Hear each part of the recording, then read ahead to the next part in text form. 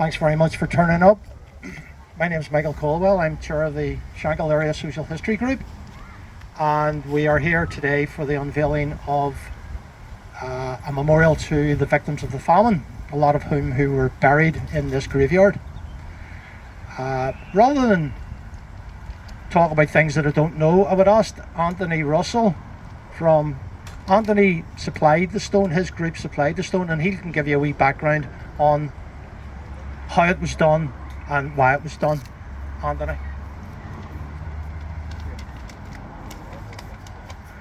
Well, as Michael said, my name is Anthony Russell. I'm a member of the National Famine Commemoration Committee, which runs the National Famine Commemoration, and on Saturday we were in Limerick running the commemoration, and Michael was wondering what the genesis of all this was.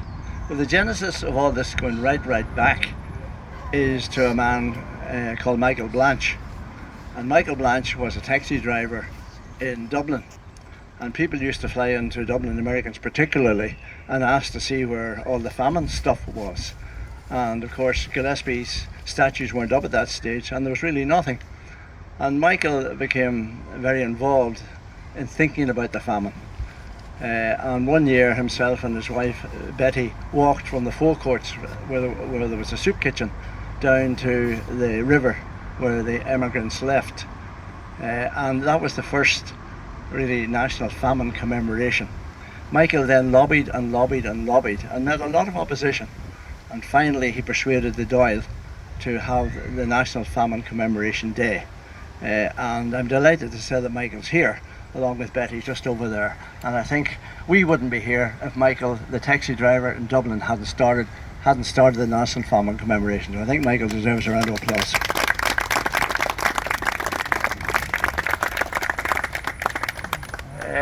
Coming to the Shankill graveyard, the stone here has been 6 or 7 years in the making. It doesn't look like it, but 6 or 7 before COVID, I came up to talk to the S.A.S.H, aptly named of course, about the Great Irish Famine, and from that I talked about Michael's project. And Michael knew a fireman in New York, and that fireman wanted the famine commemorated, and he reckoned wherever there are famine victims there should be a memorial. He's dead since, but he financed 50 of them, which have now been put into various places in America and in Ireland. When we brought the National Famine Commemoration to Newry in 2016, one of these stones was unveiled.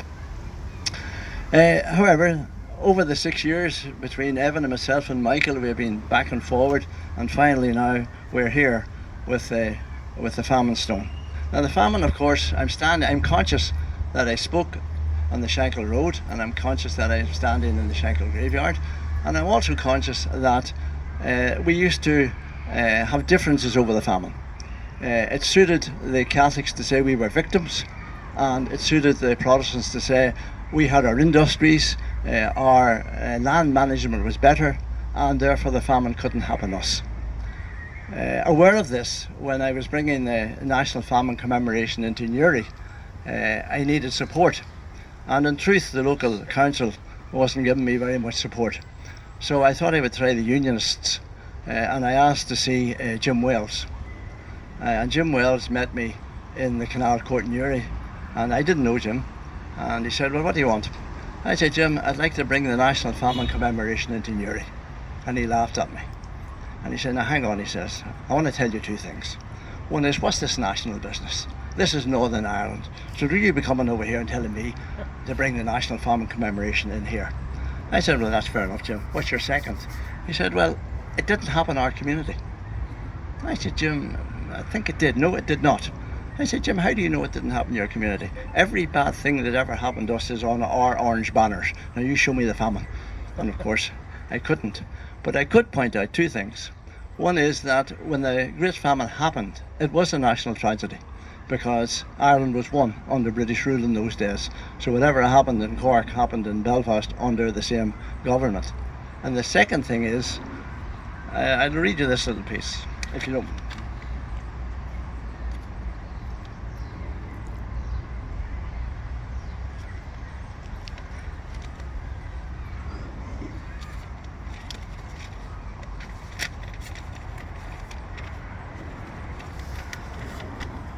is Quaker evidence on the famine. I witnessed the living lying on straw by the side of the unburied dead, who had died 3 days before from actual starvation. Many cases of death have occurred amongst the able-bodied, the infirm, the old and children. I was called to see a girl of 4 years old. A few weeks ago she was a strong, healthy girl who was now so emaciated as to be unable to either stand or move a limb. The distress has been increased from the fact that the poor have entirely sold or pawned their clothes, many in many cases having sold their Bible. Now that was not from Skibbereen. That is Quaker evidence from OCAL, of course, where the Orange Order was founded. And it is evidence from that it was a national famine. Belfast suffered greatly during the famine, and the next speaker, Robin, will explain that to you. But I'll read another piece.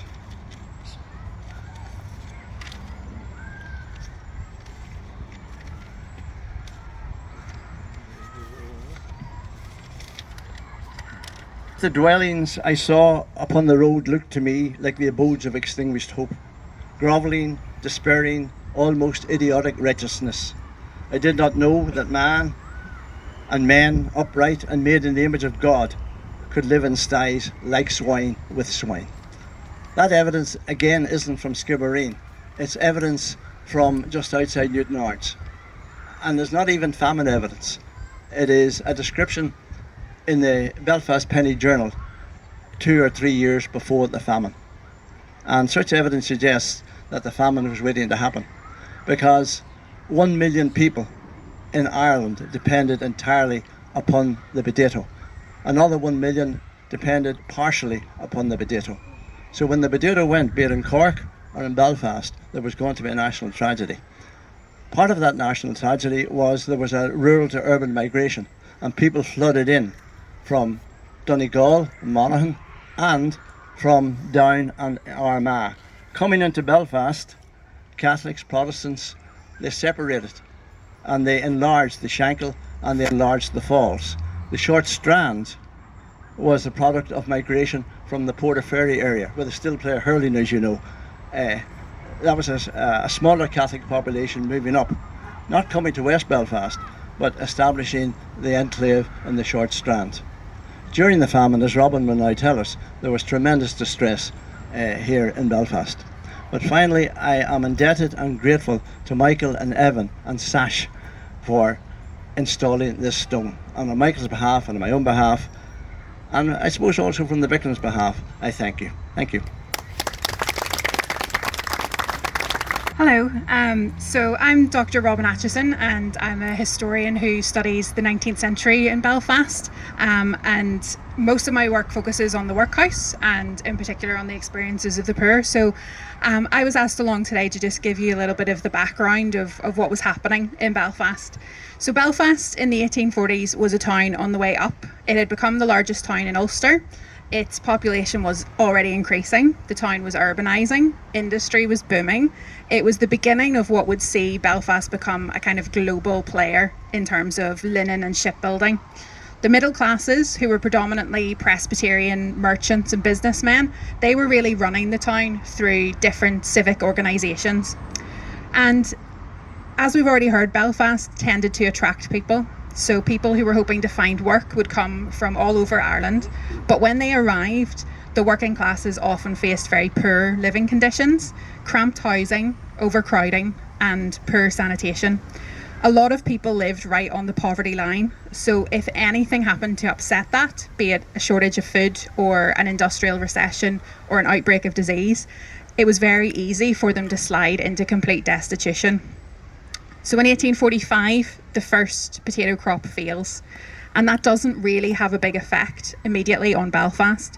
There were other food sources. There was a safety net of different charities and organisations that were there to cater for the very few people that were affected.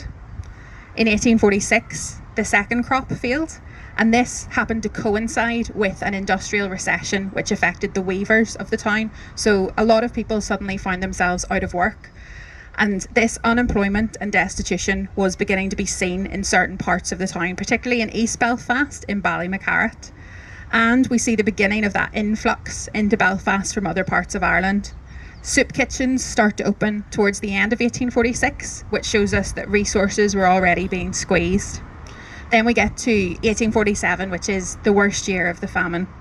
You have an extremely cold winter, a lack of food, and an outbreak of typhus fever.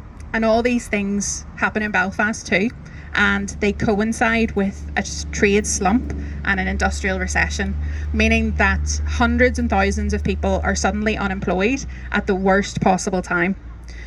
Now, the Belfast Workhouse had opened in 1841, and it had opened to hold 1,000 paupers.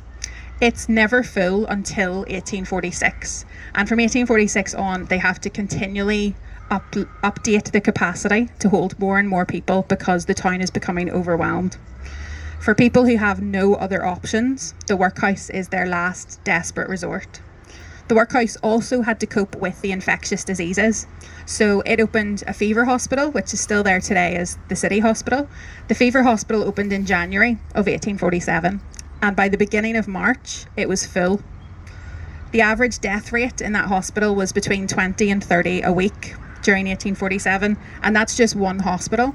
The town had another hospital in Frederick Street, and it also wasn't counting the people who were dying on the streets or in their own homes.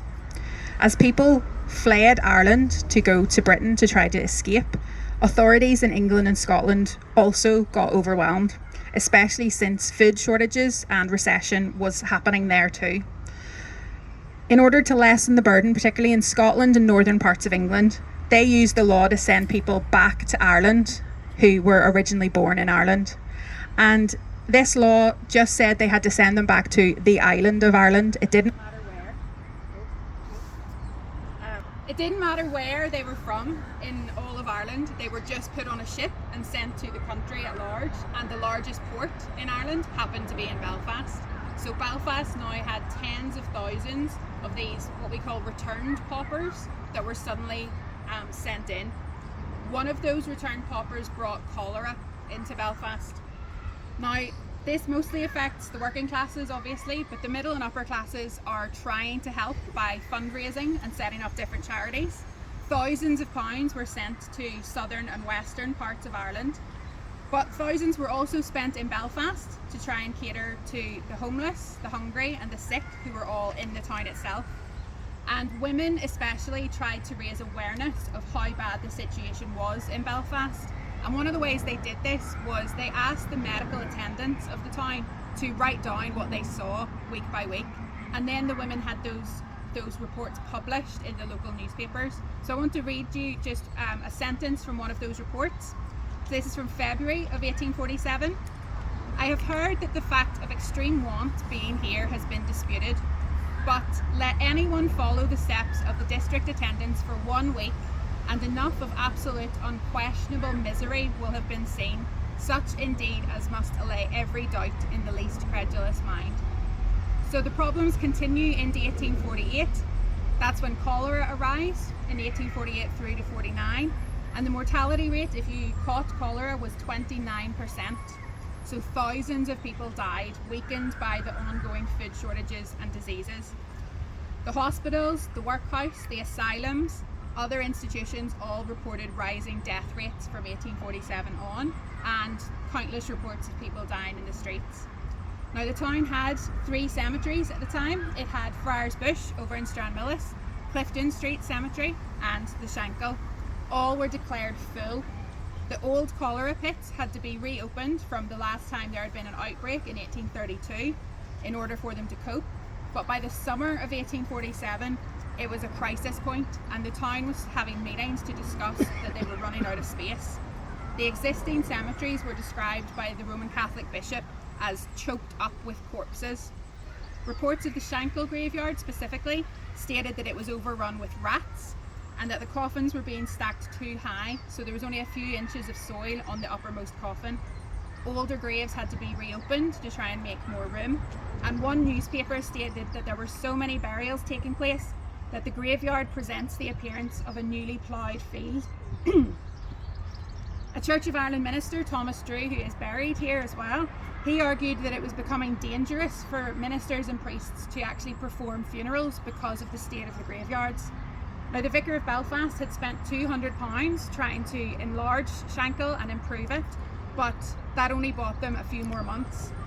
The workhouse eventually solved the problem and began burying the poor in its unsanctified 3-acre plot on the Donegal Road in the summer of 1848.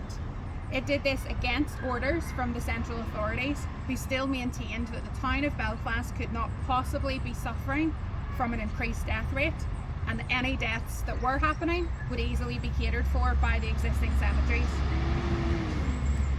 During the late 1840s, when the famine was happening around them, there was a reluctance to acknowledge the suffering that was happening in Belfast. The government refused to grant relief to Belfast in the form of grants and loans that were available at the time. The people of Belfast, by that I mean the middle and upper classes, wanted to believe they were different from the rest of Ireland, so they downplayed the suffering of the poor and the working class. The story that they wanted to focus on was how generous they were, how much money they had raised for other parts of the country. In the aftermath, Belfast's story didn't fit into the narrative of the famine. It didn't experience a complete absence of food. Its population actually increased over the decade rather than decreased. It didn't have government-run soup kitchens or public works schemes. It didn't even give out food from the workhouse. But it did face some of the same problems as the rest of Ireland. There were rising food prices because of shortages, not just in the failure of the potato crop, but the failure of other grains as well, and outbreaks of disease. Belfast also had specific British problems, mainly unemployment and the industrial recession. And it had unique Belfast-only problems. It had the returned paupers who were sent back from Britain. It had migration from all over Ireland. It had long-standing issues in sanitation, and the high levels of disease and mortality in a town that was overcrowded, where housing and resources had completely failed to keep up with the increasing population. The myth that the famine never happened here has gone on too long. The people who died in the late 1840s deserve to be remembered. Their suffering was not political. They were working class people from all backgrounds who struggled and suffered and died here in Belfast. They were buried in mass, unmarked graves. I'm honoured to be here today to see some of those graves finally be recognised. Thank you.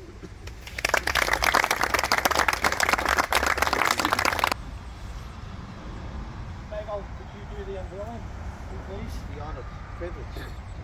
It's not much of a cover, but Yeah, no, it's the cover.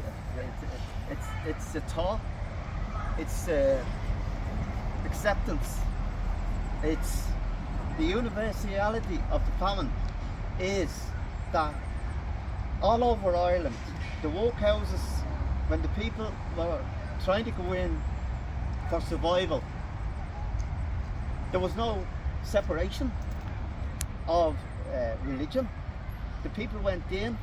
There was only, well, there was 4 separations. When the people got into the workhouse, the men were separated from the women, the boys were separated from the girls, and that was disintegrating and shattering family, which is, as we know, the basis of humanity. And for this to happen, I think this is one of the things that should be spoken about. All the numbers and everything else, very important, documentation by academia and all, but I think there should be more put into the universality of the suffering of all the people during these years. And Catholic, Protestant, Presbyterian, Methodist, it doesn't matter. The people suffered because they were poor, they couldn't buy the food, they were surviving on the potato, which was devastated during all these years, and the people suffered. And it's great to be here, privileged, honoured that you are here with Michael and Evan, and to see the fruition of this happening, the acceptance of the universal suffering of all the people. Shankill, O'Connell Street, it doesn't matter. It doesn't matter what part of Ireland. It's just to say that we recognise the suffering of humanity. I'll finish on that. And honoured to be here, and thank you for inviting us here. Thank you. Thank you. That's the official unveiling.